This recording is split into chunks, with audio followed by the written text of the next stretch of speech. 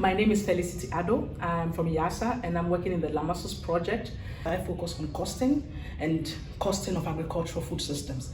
And recently the FAO released a lovely article about the agricultural outlook, and there it was talking about the hidden costs of food systems. And this brings back full circle this conversation of costs, because in the end, although all these other environmental sustainability, they are all important indicators, but the question remains, for a farmer, as a business, what are these additional things that we have to think about as we make policies, as we discuss the alternatives to the food system? We have to think about the cost.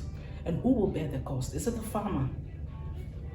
And these are questions that we have to try to answer, because if the farmer has to do it, then we have to understand it. And if we want to then design policies that would be beneficial for the farmers to switch to a certain type of more sustainability, more environmental friendly system, the cost is an important player for a farmer as a business person in this decision. But then when we model, we make assumptions about it, but it will be better. That is why we tend to try to calculate these costs. What does it mean for a farmer to make these kind of transitions? And what does it cost both the farmer, but if the policy wants to step in and make it a policy objective, what would it cost the policymaker? What kind of changes do we have to make in the system to accommodate these costs? Because they're not going anywhere, they will be there.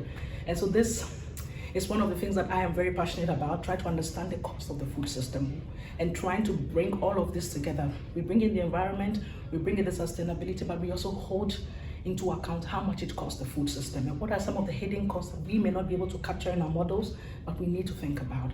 And this is what I do with the costing, and this is how the typology has to then be such a way that when we come up with a cost, it reflects the correct farm type, it reflects the correct practices, the correct management, the correct style of farming. And this is what I do in LAMASUS.